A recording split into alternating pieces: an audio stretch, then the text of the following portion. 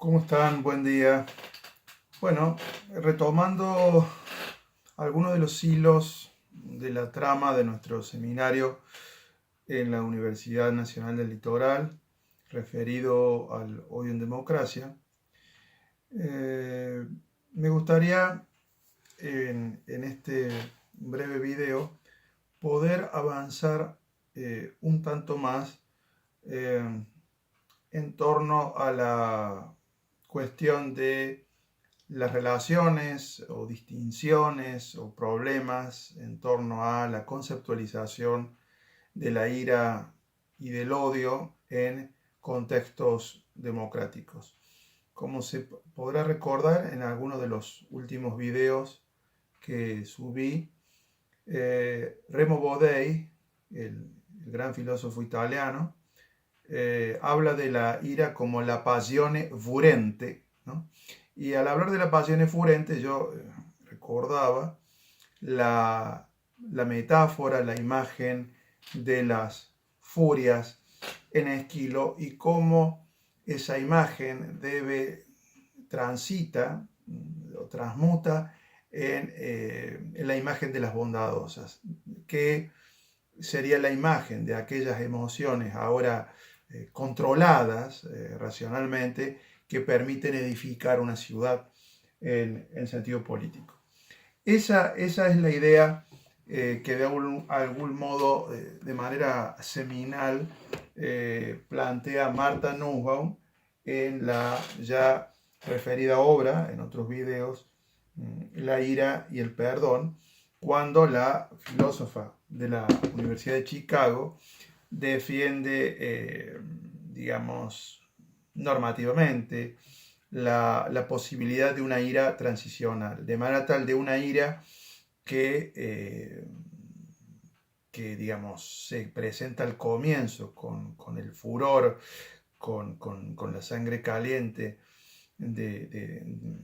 propios de la emoción, pero que prontamente va transitando hacia otra cosa, hacia una idea restaurativa.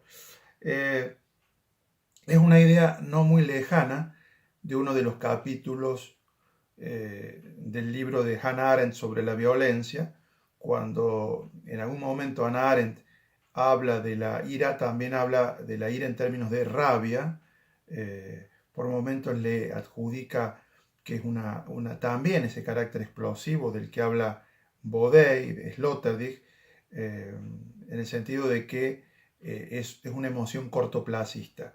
Y lo interesante también se sugiere en algunos de los capítulos de sobre la violencia, de cómo esa ira puede ayudar a, digamos, modificar situaciones de agravio moral. Habíamos dicho en varios de los videos anteriores que la ira justa, en los términos ya fijados por el Stagirita, era aquella sensible a las injusticias.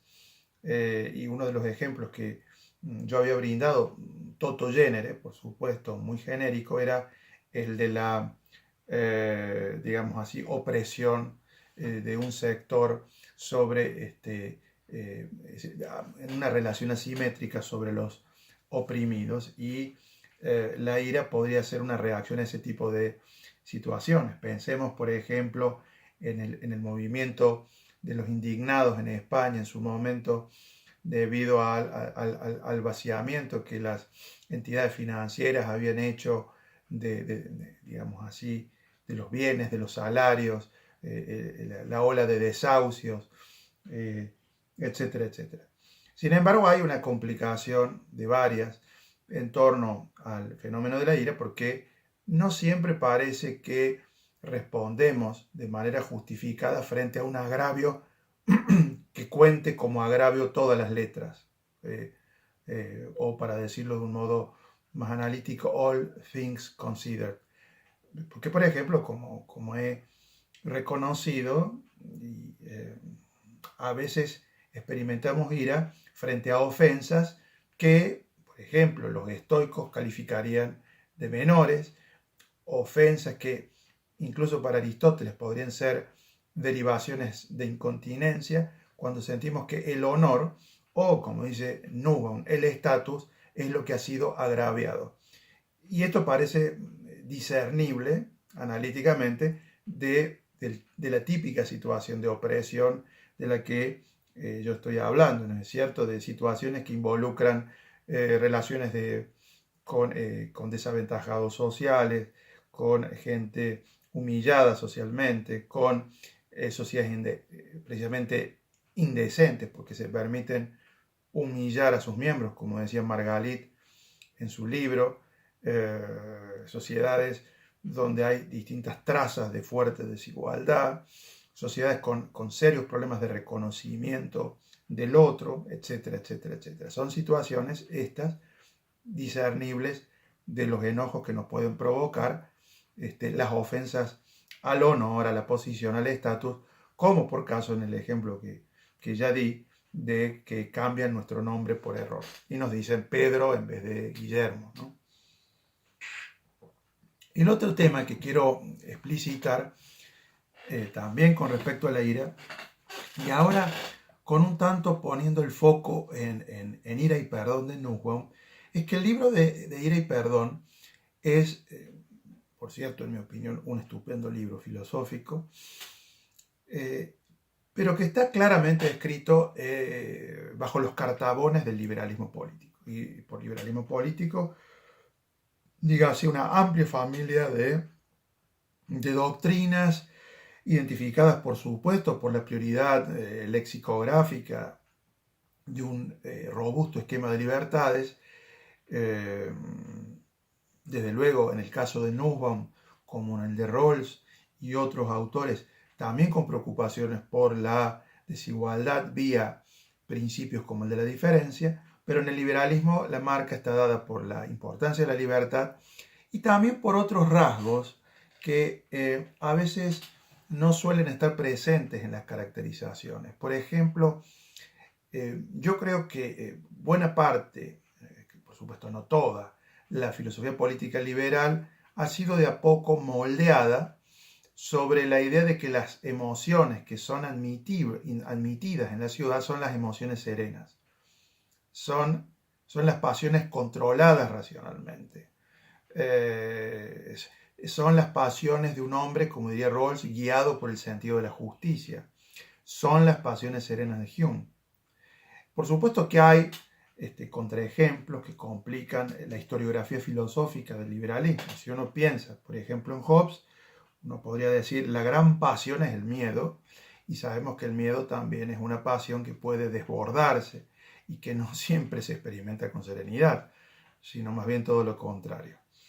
Ahora, ¿cuál podría ser uno de los, digamos así, de las faltas o de los huecos del libro de Nussbaum? Bueno, que cuando Nussbaum piensa en la ira, piensa en una ira como una emoción domesticada en un espacio liberal, con instituciones frías, como he dicho en algún momento.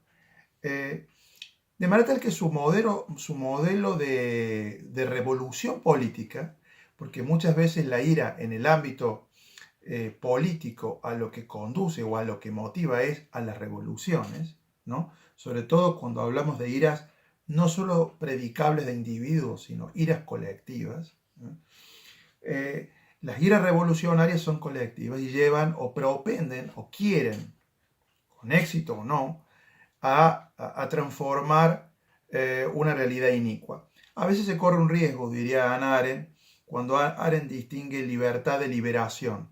Las revoluciones nos liberan de algo, pero no garantizan necesariamente las libertades.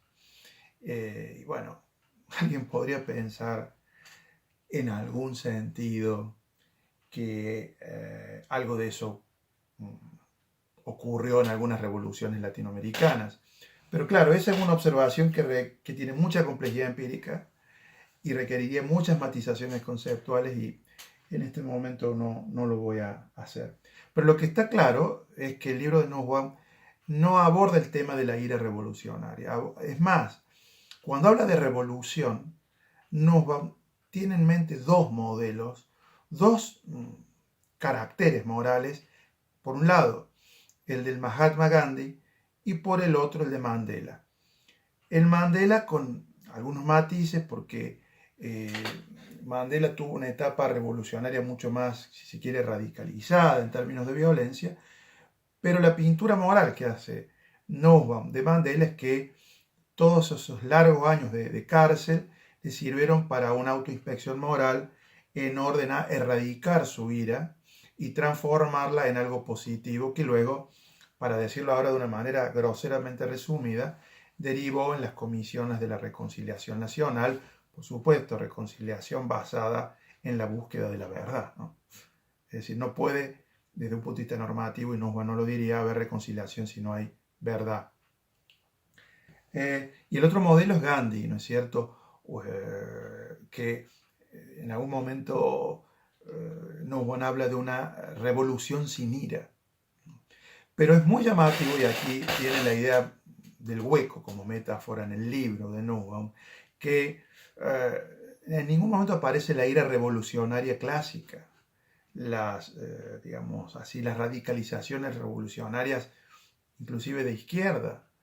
Eh, no, hay, no hay referencias a la granada, no hay referencia ni siquiera al sable, para decirlo en términos de Borges, sino que son más bien las referencias que una liberal hace de una revolución. Y eso, digamos, en algún sentido podría ser una especie de exageración retórica desde el punto de vista filosófico, porque aunque logramos mucho con poner el acento en esta reconstrucción de los modelos de Gandhi y Mandela, y cómo la ira allí solamente tiene carácter transicional, inclusive también en Luther King, que es otro de los ejemplos directos de Nussbaum, ¿no es cierto?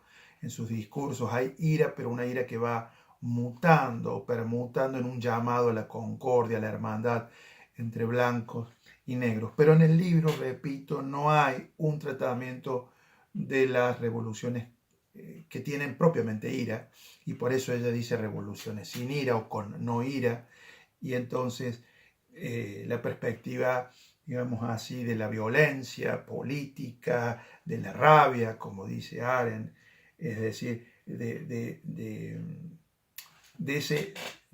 esa ira, digamos, justificada por la asimetría social, esa que está, por ejemplo, presente en la obra de Steinbeck, ¿no es cierto?, en Grapes of Wrath, en viñas o uvas de ira, sea como sea que se traduzca, ¿no es cierto?, de la opresión de los campesinos, ¿no es cierto?, en esos viñedos californianos, donde cobran miserias y son explotados y son engañados. Ese tipo de ira, digamos, no está exactamente captada en el libro de Nussbaum, y por lo tanto tampoco lo que a los filósofos políticos latinoamericanos quizás podría resultarnos muy interesante para analizar con un microscopio de cerca, como es el fenómeno de los piquetes o cortes de ruta, como el fenómeno de los escraches a los militares en algún momento, etcétera, etcétera.